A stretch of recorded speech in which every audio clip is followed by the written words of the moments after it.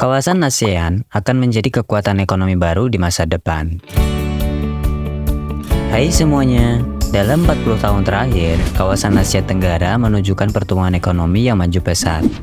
Bahkan, negara-negara di kawasan ini seperti Indonesia, Malaysia, Thailand, Singapura, Filipina, serta Vietnam telah mengalami pertumbuhan ekonomi yang signifikan dan menarik minat dunia internasional. Padahal dulu di tahun 80-an, kawasan Asia Tenggara disebut sebagai kawasan paling miskin di dunia. Kalau kita lihat potret negara-negara kawasan Asia Tenggara ini, beda banget kan dengan sekarang? Bahkan pertumbuhan ekonomi Asia Tenggara paling tinggi di antara negara-negara kawasan lainnya.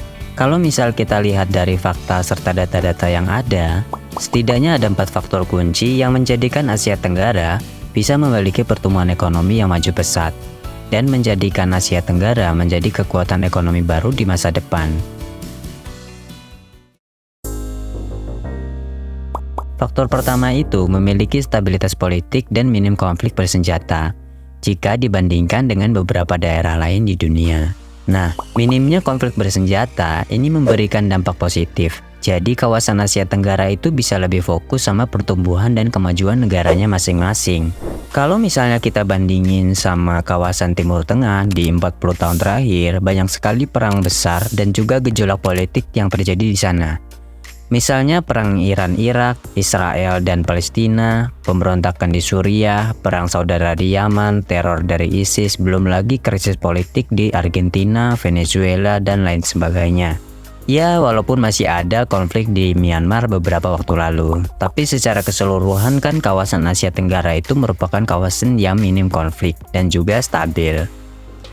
Di sisi lain, kerjasama yang regional seperti Zona Perdagangan Bebas ASEAN atau AFTA dan Komunitas ASEAN memiliki peran penting dalam pertumbuhan ekonomi di kawasan.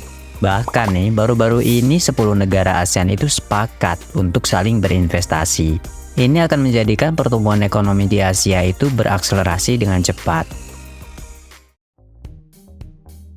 Faktor yang kedua itu memiliki penduduk yang besar dan juga usia angkatan kerja yang banyak. Populasi di kawasan Asia Tenggara itu ada banyak banget. Kurang lebih ada 670 juta jiwa di tahun 2022 yang lalu.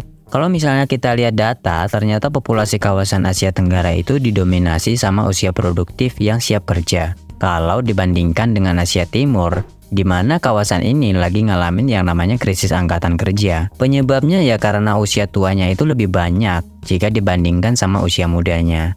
Selain itu, angka kelahiran juga terus menurun dari tahun ke tahun. Nah, bonus demografi usia angkatan kerja di Asia Tenggara ini menjadi penunjang produktivitas negara dan siap menerima setiap peluang ekonomi yang datang.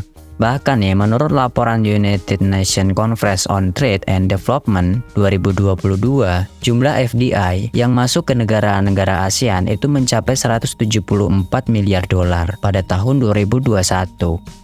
Dengan besarnya minat para investor untuk berinvestasi di kawasan Asia Tenggara, salah satu faktornya karena upah tenaga kerja di kawasan Asia relatif lebih murah jika dibandingkan dengan kawasan lain.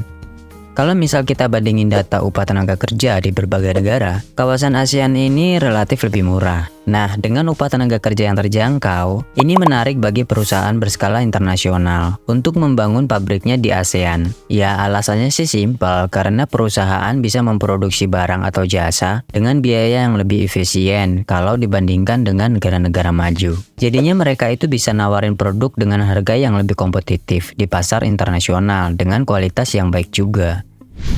Dengan banyaknya perusahaan yang masuk di ASEAN, ya sudah otomatis ini akan memberikan efek berantai. Seperti meningkatnya konsumsi, daya beli masyarakat jadi meningkat, menurunnya angka pengangguran, banyaknya lapangan kerja, dan aspek ekonomi lainnya. Di sisi lain, transaksi perdagangan antar negara ASEAN juga terus ngalamin peningkatan dari tahun ke tahun. Hal ini akan memperkuat ekonomi antar negara di ASEAN. Nah, coba kita lihat informasi data ekspor-impor di kawasan ASEAN, kayak Singapura, Malaysia, Thailand, dan juga Indonesia. Di mana negara-negara di ASEAN itu ngalamin lonjakan perdagangan antar negara di kawasan. Bahkan kawasan ASEAN itu nyumbang perdagangan global sebesar 8,24% dan terus akan bertambah secara bersamaan. Di sisi lain, produk-produk yang dihasilkan dari kawasan ASEAN juga banyak banget dan bervariasi. Alhasil, ASEAN itu menjadi tidak hanya bergantung pada satu atau dua komoditas ekonomi saja.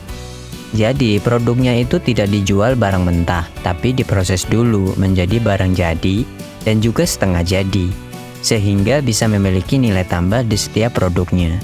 Dengan saling menguatkan kegiatan perekonomian di kawasan ASEAN, kawasan ini tuh lagi bersiap-siap untuk ninggalin dolar buat transaksi perdagangan antar ASEAN. Sekarang ini sih ada 5 negara ASEAN yang sepakat untuk menggunakan mata uang lokal atau local currency transaction, yaitu Indonesia, Malaysia, Singapura, Filipina, dan juga Thailand.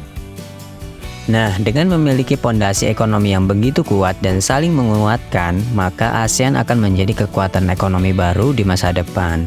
Oke deh, segitu aja video kali ini. Semoga jadi hiburan sekaligus edukasi buat kamu. Sampai jumpa di video-video selanjutnya.